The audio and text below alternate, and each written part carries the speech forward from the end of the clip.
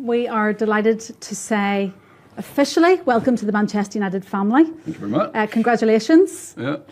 You said in your recent statement that the transaction is completed, but this is just the beginning of your journey as co-owner of the club. So tell me how it feels.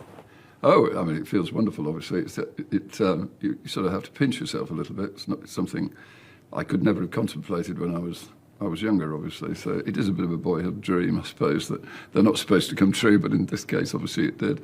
But yeah, it's a sort of very proud moment, and I'm very honoured to be able to help take United forward. Tell us how you got to this moment then. Obviously, we know lots happened since Christmas Eve, but how do we actually get to this moment before that? Well, I'd obviously, as you do really in football, you choose your football side when you're very young and you stick with it for life, really. So, when I was at school in Manchester, I suppose, I don't know how old, 6 or 7 or something like that. I was at primary school in Failsworth, and half the class wore pale blue and half the class wore red. But my family were red, so, and that's where I've been all my life, really. So I've always been a passionate supporter of Manchester United, more recently in my life we've got involved in sport. Obviously, we have a collection of quite interesting sports positions in Formula One and cycling, and a couple of football clubs, as you know, the America's Cup. But we always had our eye on a Premier League football club, to complete that sort of collection of sporting assets that we wanted to look at managing as a group and looking for benefits and synergies from running a group of sort of sports enterprises. One day the Manchester United opportunity came on the horizon, and I suppose the rest is history, really. But it was a long, effectively we had to play the long game. It was a complicated transaction. It took obviously well over a year, and it required a fair degree of patience, which I wouldn't say is one of my finest attributes, really. So that was quite difficult, but good things never come easy, and eventually we got over the finishing line. So. Can you describe your vision for the club on and off the pitch? Well, on the pitch is really simple.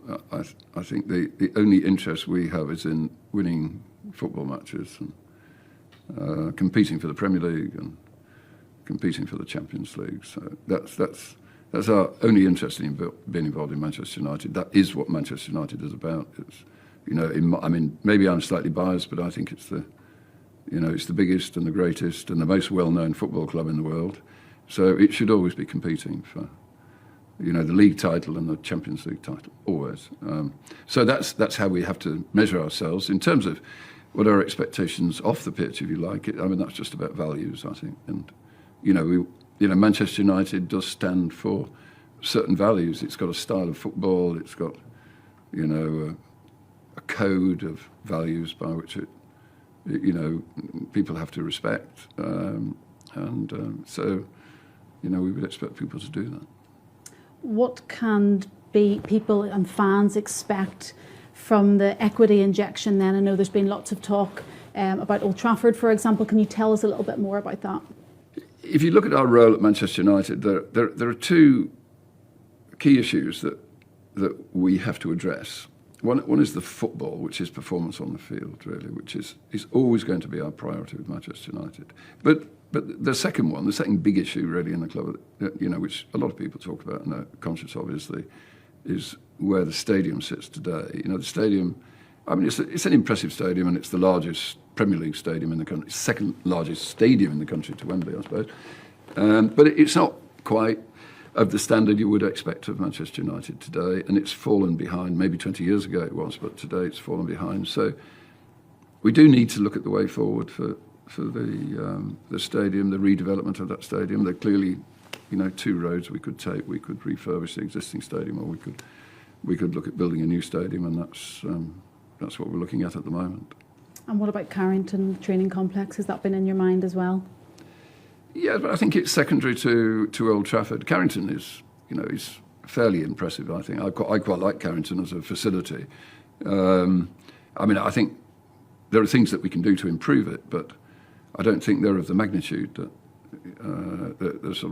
the stadium requires. Mm-hmm. You've obviously spent time at Carrington. You've spent lots of time at Old Trafford recently. What's it been like for you as a fan and now a co-owner? Well, I think it's obviously fascinating to step inside the doors, but we've been very welcomed by people. People have, it's a sort of Manchester, sort of Lancastrian trait, isn't it? That you're welcome, people are friendly and chatty. So, I would have expected that anyway, I suppose. But no, it's been, it's been an interesting journey so far. And you've spent time with Sir Alex Ferguson, of course. Yeah. I actually was listening to an old interview that you had done a couple of years ago, and you were asked for your 3 dream dinner guests. And you did actually say Sir Alex Ferguson, but you had actually mentioned him, or met him, once before. But he was on your dream dinner list. Yes, I'm trying and to look where we are now. I'm trying to remember. I think it was either Nelson or Nelson Mandela. Yeah. One of those two. I know it had Nelson or Winston in it. Churchill. Yeah, I've met Sir Alex 2 or 3 times since Christmas, and I knew him a little bit anyway. He's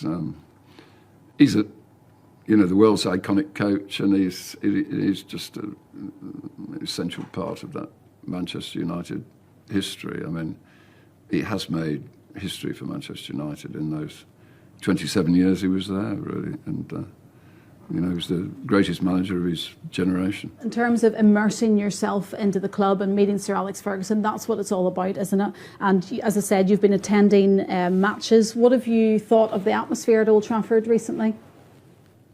Oh, I think, since we signed on Christmas Eve, it's, the team, I think, has played really, really well. They've been really committed. They've played very cohesively, really, as a team. They were a bit sporadic. I'd absolutely take my hat off to them since Christmas. They played really well. And I know you've met many of the staff members as well. And although this club is a huge commercial power, is this investment for you more about heart than money? Yeah, I'm not interested in the financial aspects of this investment at all, really, because I make enough money in chemicals and oil and gas. Really, I don't. This is not a financial investment. It's because I'm interested in seeing Manchester United being successful again. It hasn't been successful the last 11 years, but it needs to get back to where it should be, which is at the top of the game. How important are the fans for the success of the team? You've been a fan. You've seen they can often be the 12th man on that pitch on occasions like that. That's what the club's all about, is the fans, really. I've always said that, we don't own the club. These shareholders, myself and the Glazer family, we don't own the club. The true owners of the club are the fans, the community. And we're merely guardians or stewards for a period of time of the club. We don't own the club. The club is a community asset. And so it's all about the fans, really, and what the fans want, because it's really, really important to, those people who live in Manchester and go to the game every week, is they want to see the team winning, because that's so enjoyable for everybody. And, and we recognise that. So, no, it's all about the fans. I'm sure travelling up to Old Trafford brings out that little boy inside of you going to a match day. You can go to matches anywhere in London or around the world, but making that trip to Old Trafford, going through posher turnstiles. Yes. Yeah, when I used to stand on the Stretford end in those days when they were all standing, it brings back the memories, really. But there's nothing like going to Old Trafford. Yeah, it's incredible. And finally, this is your first opportunity to publicly address the fans. What would your message be to them? Well, so the message to the fans, I think, absolutely our priority with Manchester United is performance on the pitch. So we want Manchester United to be challenging for the Premier League, challenging for the Champions League. That's what Manchester United is about. It's the greatest club in the world, so it should be playing the greatest football in the world. But it's not a light switch. We can't just switch a switch and all of a sudden United are going to be playing football at the level of Real Madrid, because they haven't been for the last 11 years. That takes time and it takes a bit of patience. The important thing is, I think, that we all observe the trajectory of Manchester United over the next 2 or 3 seasons, and the trajectory has to be in a good direction.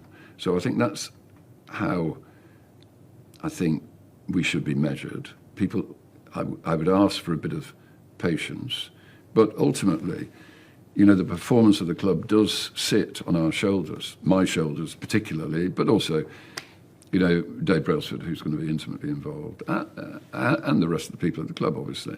And, you know, we need to take the rough with the smooth. So if we're successful, that's fine. I think it would be nice to get a pat on the back for that. But if we're not successful, then it's on our shoulders. So we fully accept that responsibility, and we'll be, we're going to be very, very focused on doing all the things that we can, as well as we can, to turn Manchester United into a winning side again. That's why we're here.